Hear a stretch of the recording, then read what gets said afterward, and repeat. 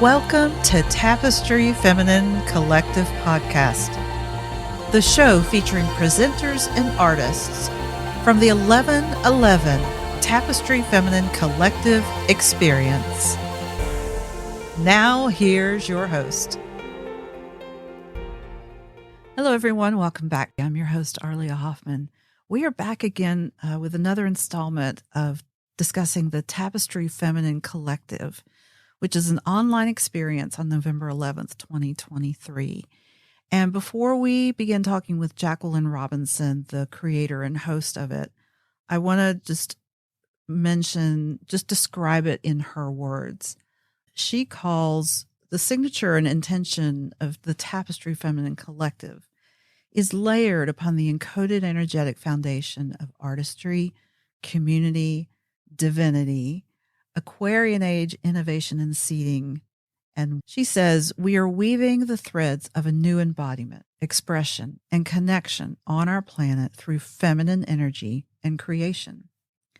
Together, the presenters, council, and creators of Tapestry are the harbingers of these energetics, both within ourselves and our body of work, and through the weaving of these nuances within and between our collaboration. Tapestry Feminine Collective's mission is to birth an energetic and physical network of feminine artistry to include family, relationship, business, craft, beauty, expression, community service, and divinity. Web-like in its weave, Tapestry spirals out from Jacqueline's vision into the Tapestry Feminine Council, interior circle of creation, expanding to the artists, teachers, and practitioners, touching women around the globe and reaching far beyond our vision into the worlds of these women. It's a mandala of grace. Jacqueline Robinson, welcome to the Women's Agency. Thank you. Feels great to be back. It's an extraordinarily beautiful thing you've created with Tapestry, weaving these threads of women and their artistry into this experience in November. But actually, it's larger than just an online experience in November, isn't it? Yes. The vision I was given in the original download included a mandate for me, first of all.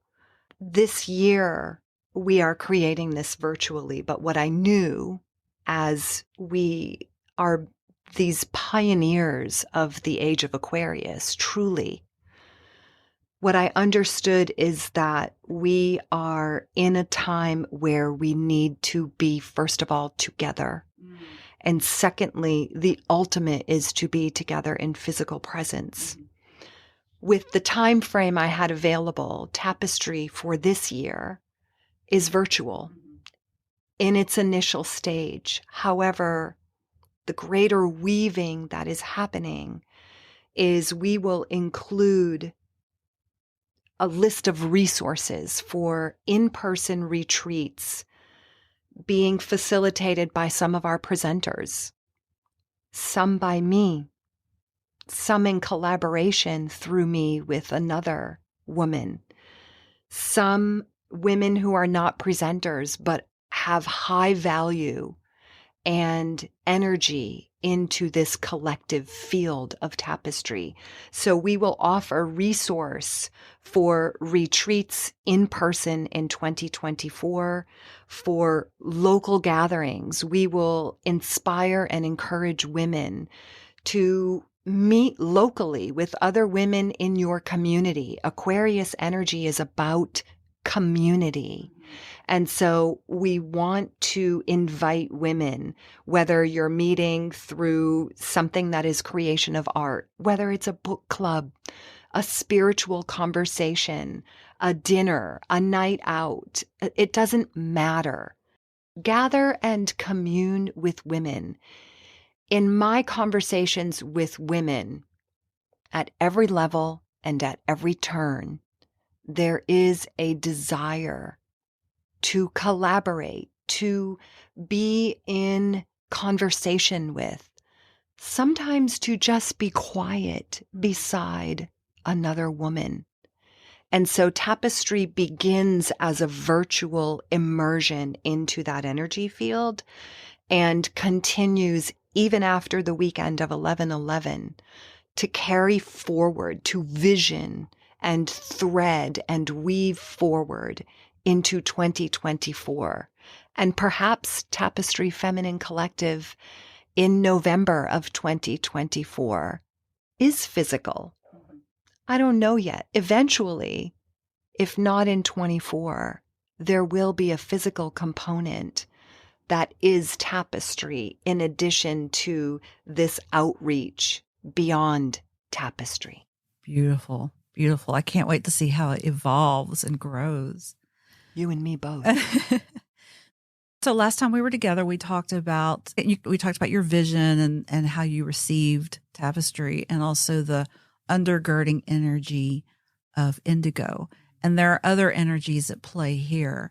And one of them is the weaving of the cloth, the threads, the energies, the people. Talk about weaving and what that means to you. I'm going to start with a short story. I was probably somewhere between 12 and 14 years old. And in my bedroom on the ceiling was a spider. I was terrified of spiders. And in my memory, our memories of things from when we were children may or may not be fully accurate. In my memory, I was very frightened, and even more so frightened because that spider was on the ceiling. And if he dropped on me, it felt terrifying. My mom and my older sister were there, and perhaps it was amusing, but to them there was some amusement. Real or imagined, I remember a chair being brought in, and I was a little bit teased and maybe goaded to stand on that chair and kill the spider.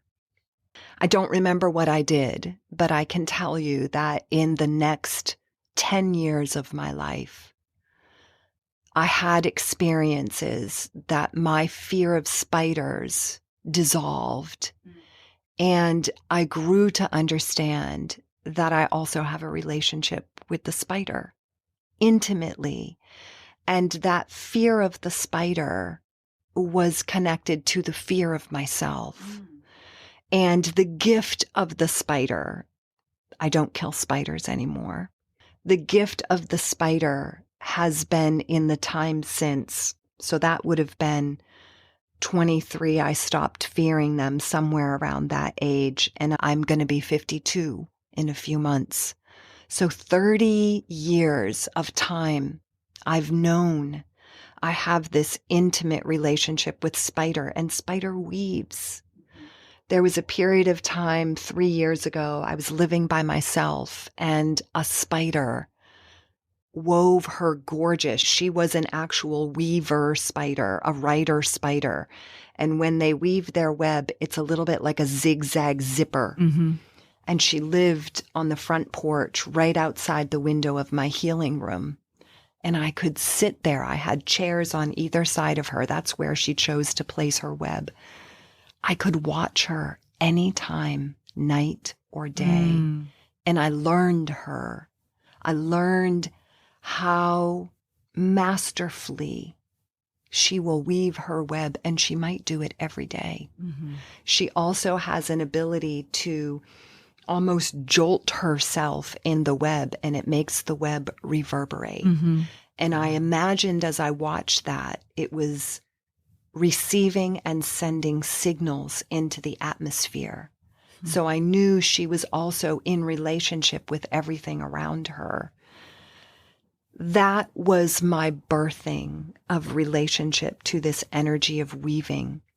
As tapestry came into form, I've seen many visual images of this weave from the tapestry, stitching material, textiles, different pieces from different lineages coming together.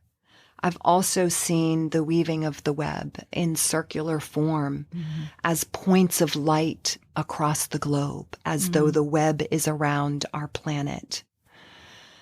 The final piece I've seen in that weave and web-like structure is a mandala, which you mentioned. And I see, as I've been creating and weaving myself which is the piece I'm speaking about now, and then I'll speak about the collective weaving.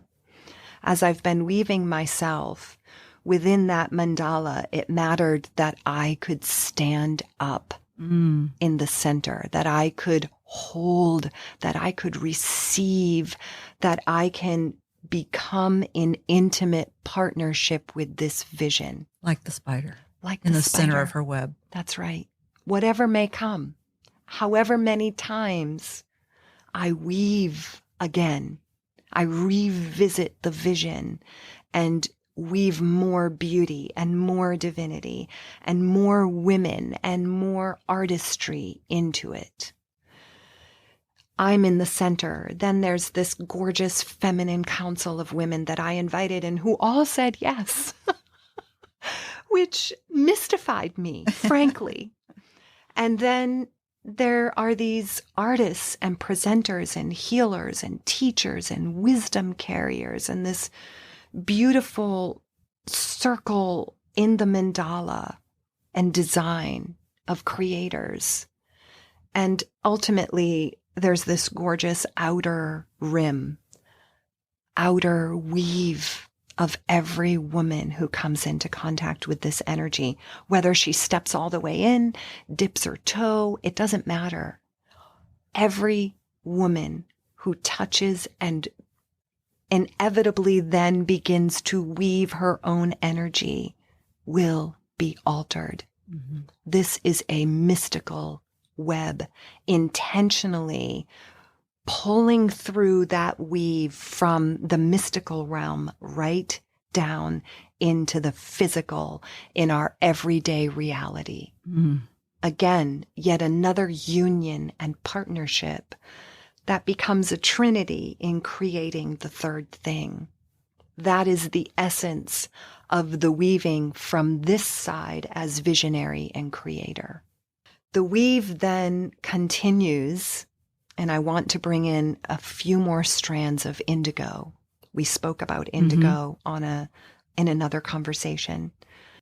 Other signatures of indigo are royalty and wealth. And there was a time in history where indigo was actually a cloth that was created with the mysterious and exclusive indigo dye. Yes. Was considered currency.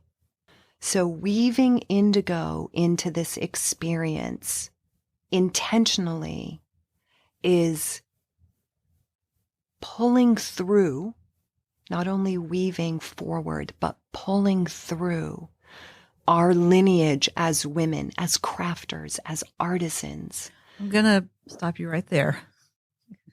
I'm going to pull out a thread. Go right ahead, yes. That's the first time you've mentioned this, and that just blows my mind. You're talking about weaving forward and weaving backward and weaving all our experience and in the now moment, weaving in all the dimensions. Absolutely, in all the dimensions. I have lived in a world where it's been about the mystical, and that is separate from the physical. As we deepen into these energetics of Aquarius, that is not sustainable. No, that's where we're headed. It's all woven together. It is all one. Yes. And you can't exist in the mystical and not be in the physical. You won't remain on the planet. Whether that is in your mind, in your body, in your energy field, in your spirit. We can no longer stay on this planet without our feet firmly planted. We are weaving that into the Tapestry feminine collective experience. And in doing so, here's the invisible thread of beauty. We are pulling forward our richness, our inheritance of royalty simply because we exist. Oof. So you're not talking about cultural royalty that we're familiar with. You're talking about our divine royalty. Yes. And in this languaging and in this portal, part of our divine royalty, and because this is for women, we are not excluding men, but I've been given the missive to bring this through to women. Part of our feminine lineage of royalty is that we create. We have a unique signature. And I'm not just talking about our business or a piece of art. Those are included.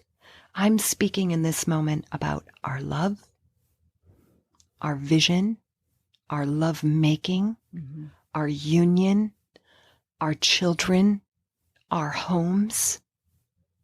It's across the board. Our signature of artistry is custom crafted to serve the life we choose to live. And I'm understanding your definition of artistry is anything we create. It's really our life because we're creating our life. Would that be accurate? That's definitely accurate. And what I heard as you asked me is including our breath. Even more in the realm of the miraculous and the mystical. Our breath, our exhale, how we use it, what we take in and inhale, which can be energy, media, food, air quality. Those are just a few of the small samples of it. Being aware of and in partnership with our royalty, our signature, our artistry, our mystical gifts on the planet, in the physical, weaves the thread of wealth, which is part of the indigo signature. It was currency, right? It was rare. It was considered wealth. I love what you're saying because you're expanding this idea of the artistry and the royalty and the wealth out of very limited definitions and into every aspect of life. And so that's every person on the planet. Every person on the planet has that gift, that wealth, and that currency and that power. And as I would say, that agency. Yes. Just by being here. But the way you're weaving it with this language is it helps us connect with the beauty and that we in ourselves that we wouldn't maybe ordinarily see or acknowledge. Yes. I had a partner who said at one point, "Oh, I'm not an artist. I don't create anything." Once they embraced the fact that they could create something and be an artist, suddenly went on to create beautiful pieces of leather and bags and shoes and all sorts of beautiful leather pieces, because there was a great deal of talent and energy and capacity there. It was a matter of stepping into, I have something to create. I have something to make, and I want to do this, and owning that. So all of that's occurring to me as you're talking. I love that story because it demonstrates wealth, not in dollars, but in the richness of being, in the wealth of our own unique creation. Yes. Tapestry is energetically encoded on purpose to seed and birth a new experience of wealth in and for women. Wealth that is beyond a dollar or a mark of currency in the marketplace for exchange. Wealth that is art in my home. We need that. We need that redefinition. Not that we're unaware of it, but to really flesh out that new definition so that we can overcome all the conditioning and programming around what wealth looks like it's had a very limited definition. Yes. In ways that don't serve us. Yes. At all. They've served us for a time, but no longer. So that's just extraordinary. As you were talking, you saw my hands go like out Expand. Because it just becomes this huge, expansive ball of potential and energy that we can grow into, move into, expand our energy into, and thus claim. Yes. Thank you. I fundamentally believe, and Tapestry is working this in me as well. Wealth and royalty live in, are accessible to, and become part of every woman. And you said every human, and that's true. Here, we're focusing and speaking to women. So to every woman who might sit in front of me and who would be open and willing, I guarantee you, I will see your wealth. I will feel the royalty in your signature, even if you don't know. To awaken that in women I will never meet is part of the Tapestry feminine collective experience. Accessibility, activation, relationship with, and it will look different on every woman, on every body, in every soul, and through every energetic signature and expression of artistry. That is why it's accessible, because it belongs to you. That's your royalty. There's no gatekeeping that. None. It's simply a matter of believing and owning that it is part of you. And there's nothing you need to do. That's grace, right? Nothing you need to do to own that, because you already are it. That's grace. That's grace. Grace is foundational to Tapestry as well. Grace. Oh, yeah, you said the mandala of grace. Carolyn Mace taught me grace in 2005. Her first offering of teaching mysticism, which was extraordinary and far beyond anything I'd ever known. And when she spoke of grace, she had us close our eyes. And if you're listening and you have the opportunity, close your eyes. And just deepen into yourself. Use that breath we spoke about to deepen into yourself and sense you where you are now. And as she began to speak, this is how she framed it. Tune into your body and your energy and begin now to imagine or visualize or sense the energy of grace coming in through your crown and beginning to drip and pour and flow and deepen over your forehead and your face and down to your throat.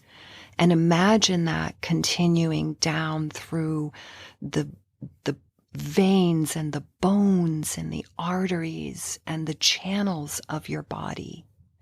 And then tune into, how do you experience grace?